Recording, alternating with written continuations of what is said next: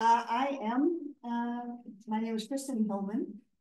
I am a end-of-life doula, and we'll talk all about what that means. But in my former life, I was a clinical pharmacist for over 40 years.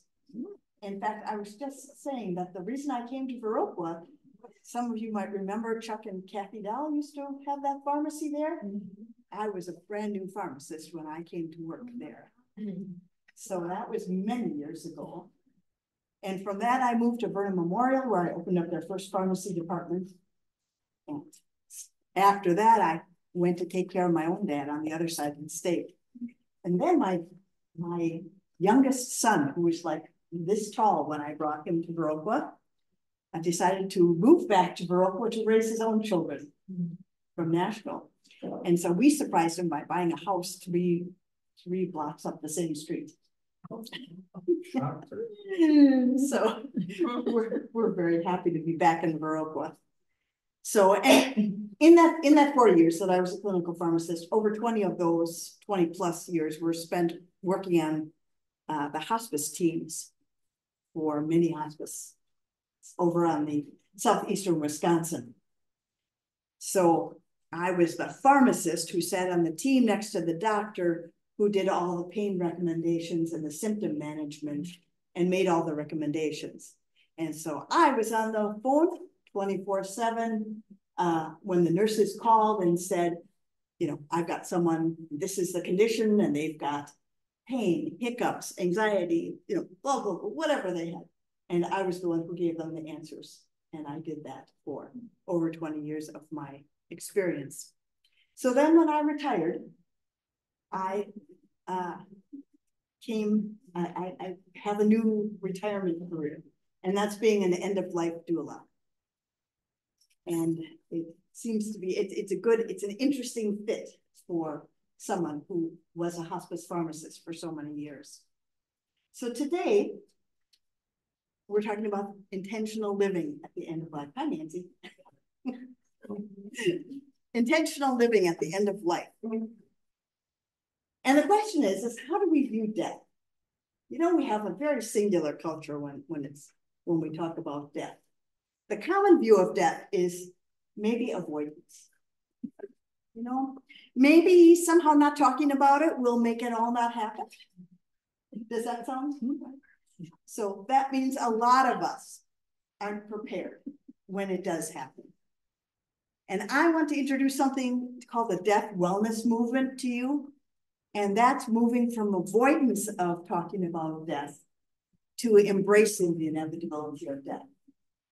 And this includes intentional living. So what does it mean by intentional living at the end of life? Well, living intentionally, right? It entails living deliberately with clarity and purpose. And at end of life, we often view that as the time where we have little or no control over anything, right? Except that it is possible to live each day to the best of our ability on our own terms. It's possible to make a plan, to make decisions about how end of life will be for us and how your life will be honored and remembered in the future. So what's an end of life doula? Well, this is the technical term here. It's a trained non-medical professional who provides emotional, physical, educational support for someone at the end of life. Now, in my case, it's hard for me to separate the medical from the non-medical, but I do my best. It depends on which hospice team I'm working with, what kind of role I'm filling. Could you tell us where you got your training? I got my end-of-life doula training through INELDA, which is the International End-of-Life Doula Association. So what is an end-of-life doula? Well, you know, the word doula is the word for servant in Greek. And you might be familiar with birth doulas. You know, birth doulas are the ones who stay by the mom's side and advocate for the mom during birth. Well, that's kind of what we do. We serve. We're servants. And we serve whatever, whenever, and wherever that we're needed. So each case that we have is completely different from any other case that we've had. So we really meet people where they are at. And first thing, there are 9 things listed of what end-of-life doulas do on your paperwork there. First thing is end-of-life paperwork. This is the most basic way that we can be prepared for end-of-life, is to get all of our ducks in a row and have all of our legal paperwork filled out. And many end-of-life doulas, including myself, have notaries so that we can notarize papers for you. And the first is the financial POA. And just review a little bit about what these basic things are. The financial POA is someone who can take care of your finances for you. Now, you don't have to be at end of life to have a financial POA or a attorney, but it's helpful to have someone else know what's going on in your finances for when you can't take care of them anymore, or if you're suddenly incapacitated. I take care of all of my own finances, but my son in Canada is my financial POA, and he can take care of anything from Montreal for me at the drop of a hat. So it's something to think about. Many people are a little private about their finances, but I'm going to say to you that if you don't have a financial POA, then everything goes to the court system, you know? And it all goes to probate, and nobody can write any checks, and nobody can do. It's really wise to have a financial power of attorney.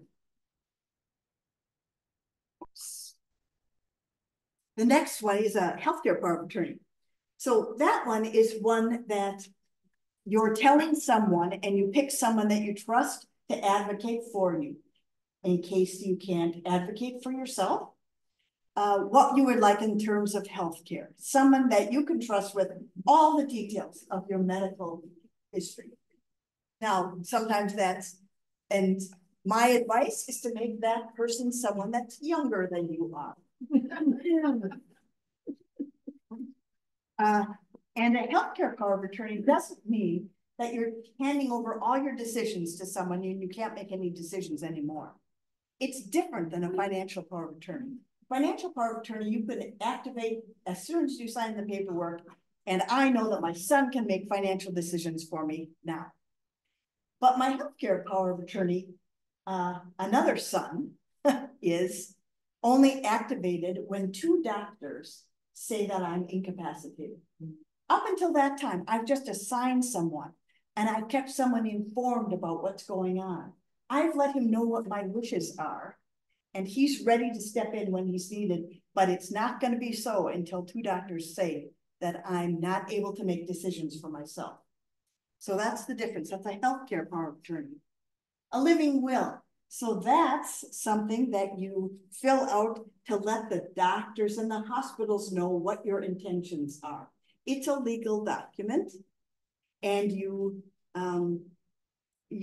answer questions like, would you want, if you have a terminal illness, would you want a feeding tube? Or would you want IV fluids? Or would you, and there's a whole list of them. And the state of Wisconsin has all these forms that you can fill out. And then I have like a checklist, like an end-of-life checklist. Have we got all these forms filled out? And have we informed all these different people? And it helps to have. Did you know that if you go to Vernon Memorial, they have their own forms to fill out, but it's different than the clinic forms at Vernon Memorial. Mm-hmm. So they have to be in both places, you know. And your healthcare power of attorney, who you notify, is someone that you're going to allow to call the doctor and ask about your health, right? So you get around HIPAA laws. But you have to have a different form for the hospital than you do for the clinic. And you have to have another form for Gunderson in La Crosse. So it helps to have someone, you know, navigate all this for you. If you have a specialist that's in a different clinic or a different system, they have to have a copy of all this paperwork as well. So if you go to, I don't know if anyone goes to mail system here, if you put it in a mail at any location in the country, it's automatically to every location throughout the country. It's different, so they have a different setup.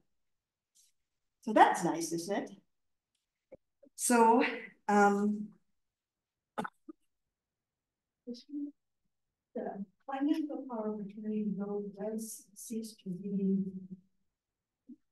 active once a person has to live. Correct.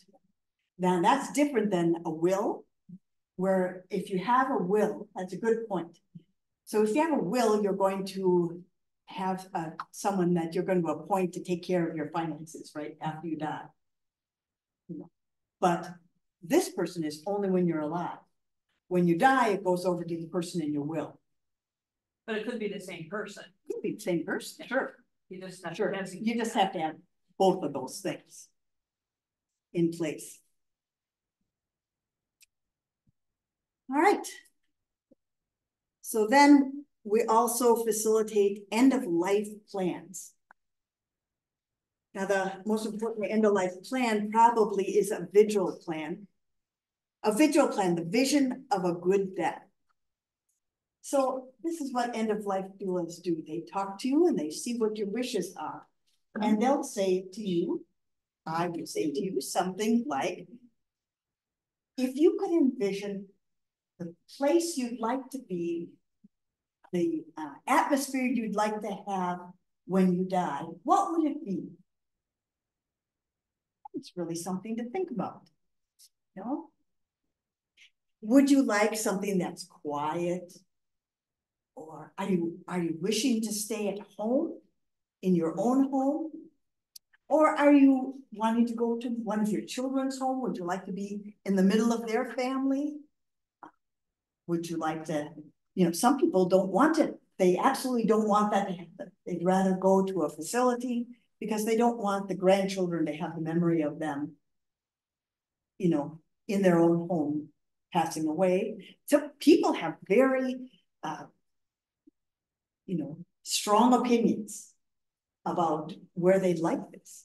Lots of people haven't thought about it, but when you do, you'll come up with a vision. Now, my end of life plan that I made when I was in training, I said I wanted lots of yellow. And we think about the 5 senses, and we tried to appeal to all 5 senses. And I said, I want to be surrounded with yellow. Sunflowers, lots of sunflowers, fresh flowers. And I don't want anything heavy being said to me at all, you know? So work out everything with me long before that. I just want everyone to be peaceful and quiet. And I've picked out the kind of music that I'd like playing, maybe some light jazz, Dave Brubeck, you know?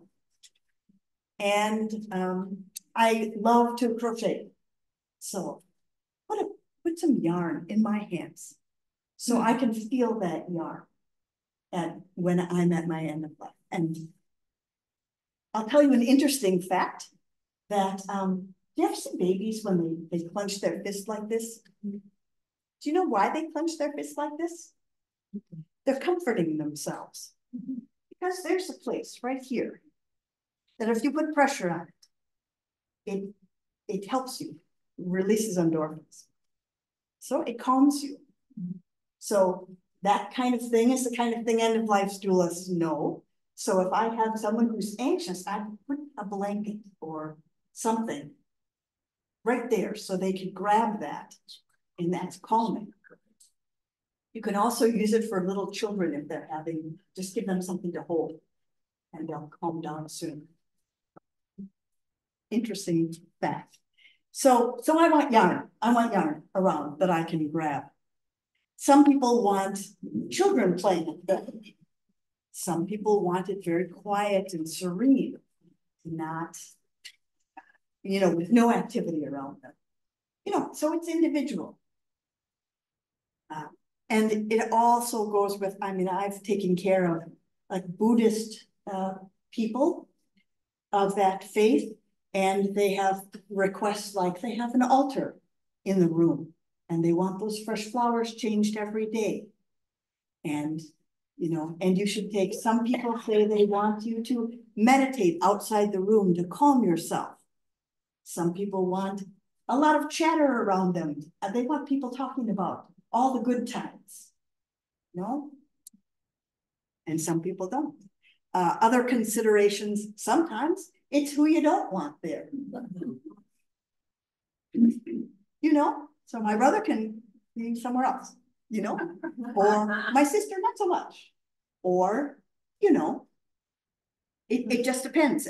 But you are in control of that, and you can have preferences, and you can have someone to advocate for you, and that's an end-of-life doula.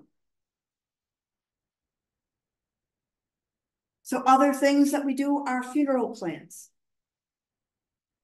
So I don't know if you've ever thought about your funeral, a memorial service, but what kind of service would you like? Would you like it in a church? Would you like it at a funeral home? Would you like something in your home? Would you like to have a wake? My mother wanted Stardust. I don't know if you've heard of that. It's a very old jazz tune. She wanted that played at her funeral service. And then after the funeral, she wanted a Dixieland band playing. And so that is indeed what we did. And she said, and I don't want anyone to bring any food. I want to cater. So we had a caterer, and we had, everybody is sitting around thinking, oh my gosh, what are we doing here? And they're playing as the saints come marching in, and they started off and everything. And nobody knew what to do until my father and I hit the dancing floor. And then they knew. And then everybody was talking about my mother, Helen, all over the room. You know, that was her wish. That's what she wanted to happen. And we made that happen for her. So what kind of plans would you make for your funeral? How do you want to be remembered? And how do you want people to celebrate your life? Or perhaps you are not like my mother, you want to have something quiet with just your family there, just close friends. But making a plan is it, and also burial plans. We are blessed in this town to have lots of options for burial. We have the Driftless Green Burial Alliance that is active in the community, and our cemetery has a place for green burial, which is a whole different topic, which, and that's the kind of thing that I can help arrange. Or making burial plans with the funeral homes that are in town, or, you know, any of that kind of thing. So, second thing we do is we provide mediation and advocacy so that the dying person's wishes are honored. And that's that can take many different forms. Facilitating communication. Sometimes I have people who are in hospice and the family says, don't say the word hospice. You know, I don't want the patient to be upset that they're actually on hospice. And sometimes the very same family, the patient says to me, don't say the word hospice to my family because they'd be very upset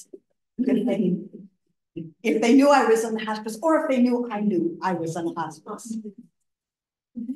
Sometimes I sit down with families around and I say to the patient, so tell me, what's going on with you health-wise?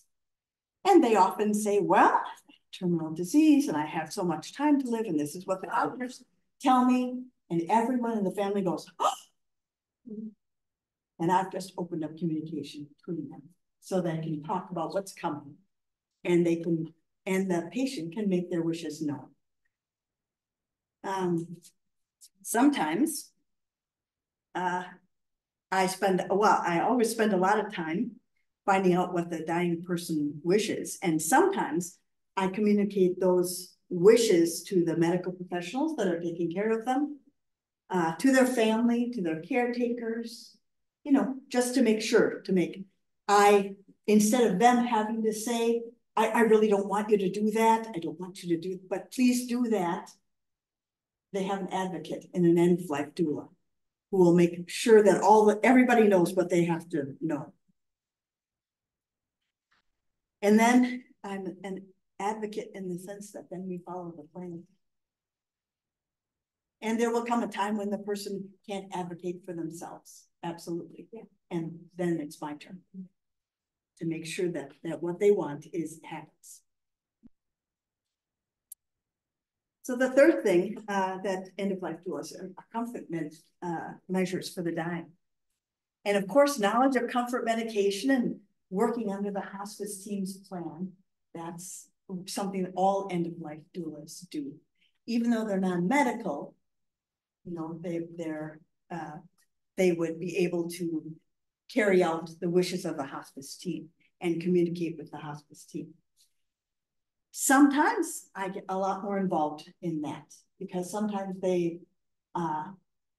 with new regulations, they don't necessarily have to have a pharmacist on the team.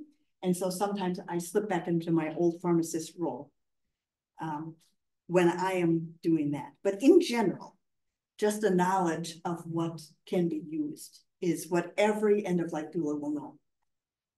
And we use something called guided imagery. I don't know if you've heard of that, but guided imagery is using the imagination to bring peace and ease suffering. So in all that talking and all that listening, I'll say to you, imagine the most comforting place that you can be. Where's the place that you get deep contentment and joy from being? You know? And then they'll say things like, you know, it's when I'm out in the woods hunting. Or it's when I'm at the ocean and I hear the waves. Or it's, you know, in the middle of my mother's house when I was a child with the Christmas tree up. Or it's, I had one person, they said, when I'm laying in a cornfield. So what I do is I develop guided imagery. So I take them to that place. So I would say, oh, can you just feel the sand on your feet? Can you just feel that? Oh, maybe it's a little hot. And oh, and you smell the salt in the air and you're listening to the waves and, you know, and so maybe you're hearing some seagulls, you know, and it's called guided imagery. And we use that. It's a non-medical thing we can do. Instead of giving stuff for anxiety, we do something called guided imagery. And it really is wonderful. And it's something that we practice. And then I can bring that out when it's needed at end of life. So guided imagery. And also the use of physical touch. Now, that's something that people are really individual about. Either they like to be touched or rubbed or something, and not necessarily by the end-of-life doula. It's when you're in your bed, you want your grandchildren or your great-grandchild snuggled on the bed with you. Would you like your dog there, snuggled up next to your leg? Would you like someone to be holding your hand or rubbing your hand? Or would you like a shoulder massage? So we use physical touch and people say, touch me anywhere, but don't touch my feet. Or no, not my shoulders, you know, but that's part of your plan. And that we use a lot of those comfort measures. And in end-of-life pharmacy is totally different than regular pharmacy. I'll give you a little 101 here. When people are at the end of life, people think, I give more and more and more medicine, you know, for pain or anxiety. I just keep on giving more medicine and that's what they do. But the real art of it is you don't. You give less and less. Because as the body shuts down, The kidneys are the ones that chomp up the medicine, and the liver chomps it up, the kidneys throw it out, you know, but the body is shutting down. So you have to be careful, because there's a certain point where you give less and less and less. Otherwise, people get too agitated. And if you have a team who's not familiar with that particular concept, then it can make for a very unpleasant death. But that's where a good end-of-life doula will come and bring out all these other comfort measures that they formulated just for you. And then we use those instead. We give emotional support, helping to process difficult emotions. Regret, anger, sadness, fear, anxiety. And what end-of-life doulas do is a lot of listening. A lot of listening. And if there's any regrets we hear or sadness, you know, and that can be resolved with family members, or we try to make that happen. You know, so a lot of emotional support. We also do life review and legacy projects. Is anyone familiar with legacy projects? That's something that you do for the future. You think about when you're not here. What are the events that you wish you would be here for? So maybe you'd like to write a letter to your granddaughter for her to open up on the day that she becomes a bride. Maybe you would like to be at that high school graduation of your grandson, and you'd like to be there, and you write him a letter. Maybe you record a video recording. Maybe you want to be to your son's and daughter-in-law's 25th wedding anniversary, or you would like to, you know, so that's legacy projects. Sometimes people make books or picture books. Sometimes they make large banners for the family. Sometimes it's all different what people like to do. But sometimes it's not with the dying person themselves. Sometimes it's with the family. You've heard of families that get together after the death, and then they look through all the pictures and they make the picture boards for the funeral. Well, it's kind of like that. But you're doing it with the person ahead of time. So it's often more meaningful then. Because then you're going through the pictures and saying, oh, Mom, can you tell me, what's this one? You look pretty young in that one. What were you doing then? And sometimes it's people talking into a recorder and saying, well, I want to tell you about my first job. And then you play it for people who are getting their first job down the road, maybe a great grandson, you know, and so on and so forth. Legacy projects.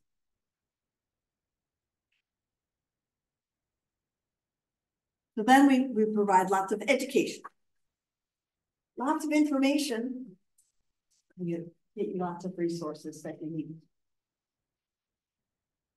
So this is probably the biggest question I get from all ages of people. What's the difference between acute care, palliative care, and hospice care? I don't know if you all know, but maybe we'll go over it. Acute care is they do everything possible to save your life. Whatever it is, they're going to do CPR, they're going to do IVs, they're going to do surgery, they're going to, you know, whatever it is, they're going to do it to make sure that you live another day long. Okay, that's acute care. So acute care is over here. So over here is hospice. Hospice is less than 6 months to live, you know, in order to be on hospice. Comfort care only. So they'll make you comfortable and nothing aggressive. So they're not going to have an IV with pain meds, probably. They're going to do it sublingual or rectal or something. Something that's non-invasive a little bit more than, you know, hospital measures to keep you comfortable. Okay? So acute care, hospice care, do you see that big area right there? all that big gray area, that's palliative care. Palliative care it's the gradient from going from acute to hospice. Treatment is still allowed.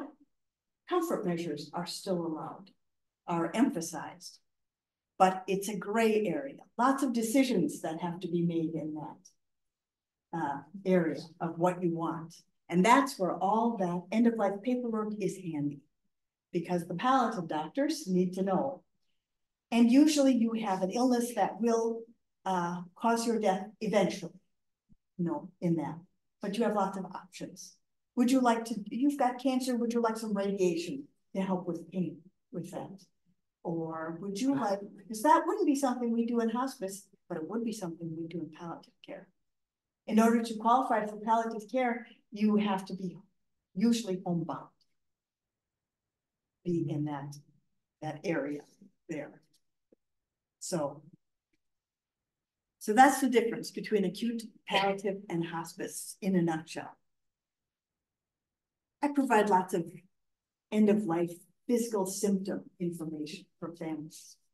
So actually, I just tell them what's going on with the body at the end of life. And, different types of breathing that they'll go through and how to alleviate that and how, what to do. There's something called a surge. I don't know if you're familiar with that. What? A surge. We call it a surge. So you may be unconscious or you're not very responsive, and all of a sudden, boom, the patient is completely aware and knows what's going on, and that'll last for maybe a couple of hours, maybe a half a day, maybe a day. And that happens commonly shortly before the end. So a good end-of-life doula will recognize what's going on, and that's when we call the family. And that's when we make sure that the visiting is done, and because they're aware and they're with us. And it's important because sometimes people think, oh, they're getting better. And well, good end-of-life doula will know that no, that's just the surge, and that'll be going away. But if they're going to come visit tomorrow, they're going to change their plans and come visit today. That's the kind of end-of-life physical symptoms, physical things that they're going through. That's what I guide families and caregivers through. 5 wishes. I don't know. Have you heard of 5 wishes? It's a wonderful thing. I brought a copy in case anyone would like to look at it. It's a resource that I recommend a lot. It's my wish for the person I want to make care decisions for me, the kind of medical treatment I want or don't want, how comfortable I want to be, how I want people to treat me, and what I want my loved ones to know. This is developed, it was inspired by Mother Teresa in like the mid-1990s. And they came up with this, and you can give this to places like Vernon Memorial, and they'll honor it. And it's just a step-by-step, takes you right through things. Where do you get that? You can get it online. Yeah. I printed this one. It's got sample over every page, but it's an actual organization, and they actually sell these. I fill out mine in the hour denied. And what? Yep, I filled out mine, all my wishes were denied. Oh. They were all unreasonable. Okay. So that's 5 wishes, but not all medical places accept 5 wishes. Some of them have their own forms, so it depends. But it's a good thing that you can do to get thinking. I've also got forms, little quizzes that I give families, and maybe I go into the doctor and the patient will fill out one, the doctor will fill out one, and we'll see how close we are. We'll see how close they know what you want. Another one is My Final Wishes. Have you seen this book? It's on sale at the co-op, like $10. It is from the Threshold Care Circle. Wonderful organization that we are blessed to have in Viroqua. And this is a book that you fill out, and it's a workbook. You fill in the blanks all the way through, and it takes you all the way through location of your important papers, all the way to what you want for your funeral and so on. It's called My Final Wishes. It's a great, great resource and right available in town here. And the Threshold Care Circle itself, you know, they deal more with after death. So they're dealing with the art of home funerals. So in our past in this country, we used to have people laid out in their homes, you know, and it's completely okay for you to do that in this country today. And the Threshold Care Circle gives you all kinds of, there are the people who are trained, you know, in how to help assist the family and how to take care of the body and how to have those home funerals. And that's what the Threshold Care Circle does. And I did mention the Driftless Green Burial Alliance. That's also something that we have in the area. Also good resources. Yeah. Is physician's assistance in dying available in the state of Wisconsin? I do not. No. No. Nope. So you can't request it. So I have researched this, that she's talking about the ability to end your life at your own wish. And there are some states that allow that. Oregon is one, but you can't just go there and do it, because I looked up recently, I think that Oregon requires you to live there for 5 years before you can. It's a period of time. It's a period of time. But it used to live be there a year. for a while. You It used to go be a there. year that you had to go to. I think Maine is a shorter length of time. Maine is much more than. Yeah. So it depends on the state. But in Wisconsin. But in Wisconsin, no. Not legal. Not yet. Yes. So in the main, yes. Can I continue on here?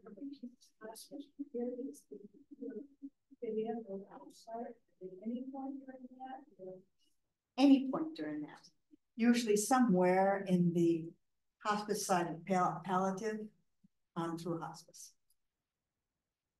Lots of people were thinking that physician-assisted death was a good option because they're afraid of pain. You know, and I can tell you that there's much more that they can do about pain than you think. Because that's what I did. It's something to discuss with your doctor way before you need it. Yeah. And to discuss with your doctor way before you might need it, so you understand how they feel about things. And so they understand why you're healthy, how you feel about things. Are you speaking about, well, not physician-assisted death, certainly, but you're speaking about pain management, that sort of thing? That is encapsulated what all this is about. You've got it, yes.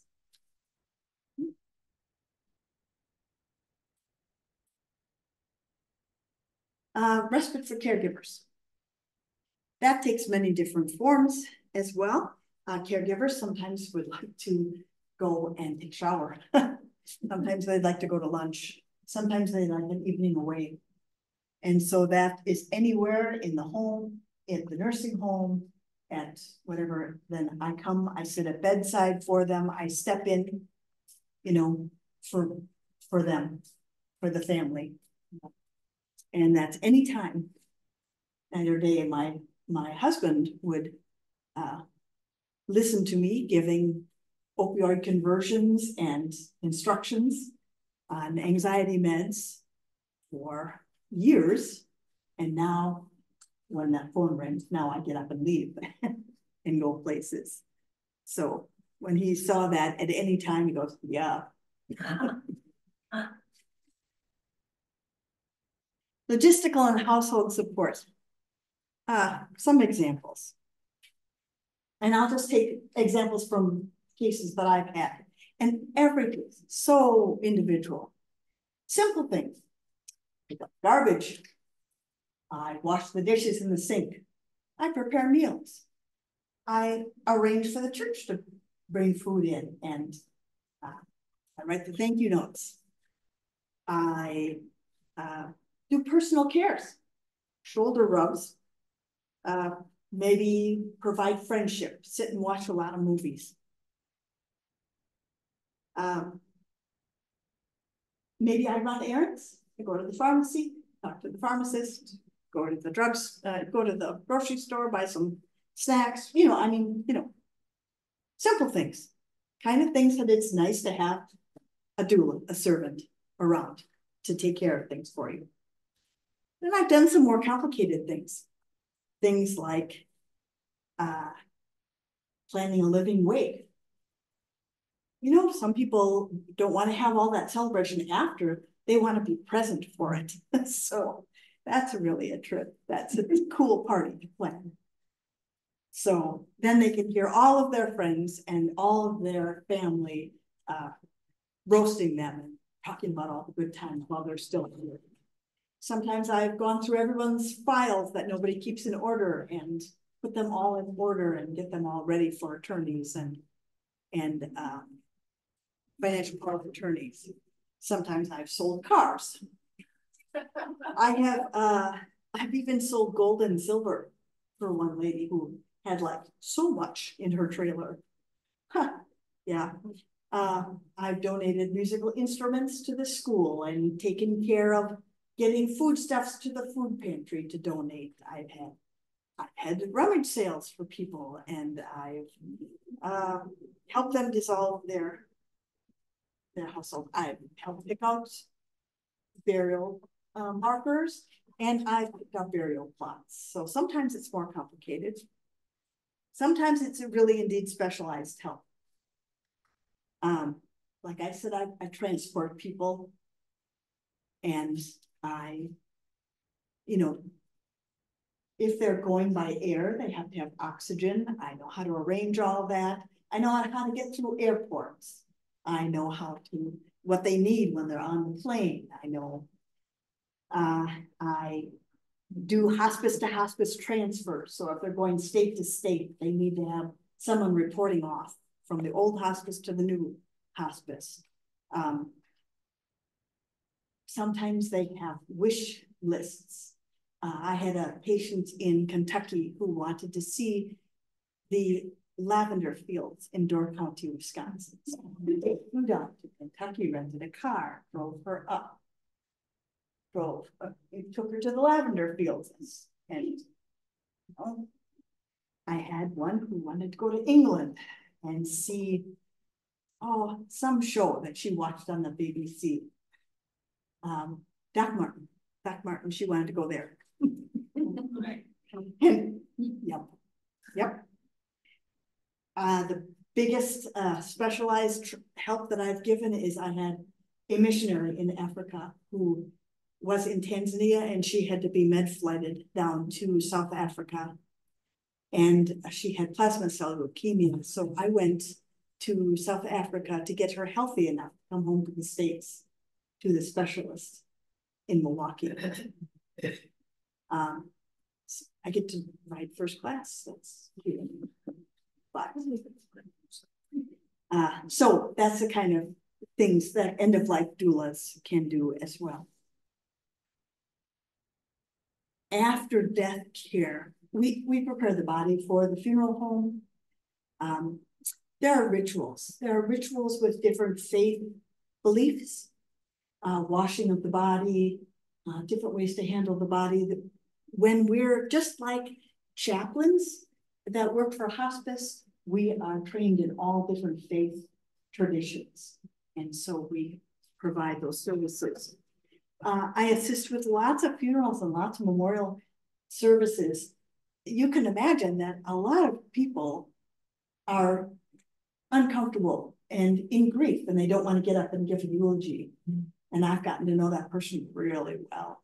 I give a lot of eulogies, plan a lot of funerals, memorial services, work with the pastors and the soloists and the pianists and the sound equipment, and making sure that the little order of service is correct. All of that stuff. We do something called reprocessing, and that's maybe within a week or two after the death. Then it's something that I make an appointment with the people who were there, and we reprocess about what happened and what it meant to them and things that they observed, and just to go through it all over again. It's very helpful when they're fresh with the death in the grieving process. And we do early grief, maybe the first couple of weeks. And after that, we refer them to a program like Grief Share, or a program or some grief counseling, you know, if that's appropriate. So, in conclusion, there is such a thing as a good death. There is. And even though that is a different concept for each person, intentional living, planning, being deliberate is the constant. And an end-of-life doula can assist you with that whole process. So, thank you. Questions? How expensive are you? End-of-life doulas do charge. Some of them charge by the hour, and some of them charge by the case. Some of them, there's different ways. For me, this is an end-of-life ministry for me. So I don't have any subsidies. Sometimes people don't, you know, may get memorials or something that they pass on to me, and sometimes they don't. But that's my choice. I don't, this isn't like a career for me. It's just an end-of-life ministry. Retirement ministry, yeah? Yeah. Yeah. You should charge. I just have one comment, because I used to work as a hospice nurse, and I have to say that if things are acknowledged and planned during that end of life time period, the funeral is a celebration. Absolutely. I have gone to numerous celebration funerals because a lot of that grief for the family and caregivers is worked through during the time you're doing all these things. So it's usually ends up being a wonderful thing at the end. What we're aiming for is a wonderful, blessed experience.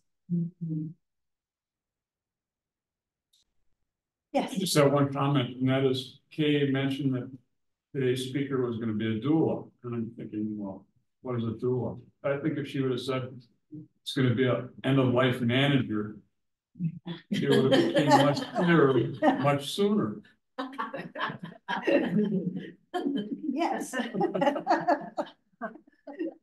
Good point. Yeah, that's a good term. All right, well, can we give a round of applause for our speaker? If anybody wants to stay and perhaps talk into